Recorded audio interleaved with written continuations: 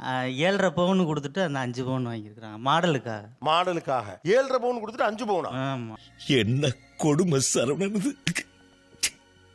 இது புது டிசைன்னால அந்த ரேட்டுக்கு எடுத்துட்டோம். 5 பவுன் எங்க இருக்கு, 7.5 பவுன் எங்க இருக்கு? நீ கேட்ட ஒவ்வொரு கேள்வி என்ன செருப்பால் அடிச்ச மாதிரி இருக்குடா. சந்தோஷமா அங்க happy. ஒண்ணும் இல்ல இங்க. எல்லாம் இப்படித்தான் போகுது. இப்படித்தான் போகுது. நல்ல நகை ஊற போயிருச்சு. பூரா செம்பு கலந்ததா வந்து உட்கார்ந்துக்கிருச்சு. நாங்க ஹாப்பியா இருக்கோம் சார். போட்டா ஹாப்பியா இருக்கோம். ஹாப்பியா இருக்குங்களா? ஓகே. இன்னைக்கு பவுனா மட்டும் கணக்கு பண்ணாலே கிட்டத்தட்ட 1,00,000 சொச்ச ரூபா அதுல நட்டம் தானே.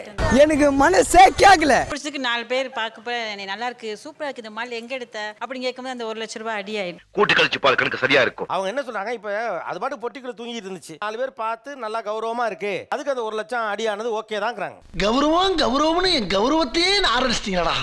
நீங்க நாக்கடைக்கு போனாவே அழுகுறீங்கப்பா. ஒரு மூக்குந்தி வாங்கி சொன்னா மூக்கால அழுகுறீங்க. நகையே ஏதாவது அவசரம்னா அடகு வைக்கிறதுக்கான ஒரு பொருள் மாதிரி நீங்க பாக்குறீங்க. அவங்க என்ன பண்றாங்க, அவசரத்துக்கு அடகு வச்சுப்போம், ஆனா குறைஞ்சபட்சம் போட்டாத அனுபவிப்போம் அப்படின்னு நினைக்கிறாங்க. இதுல என்ன தப்பு இருக்கு?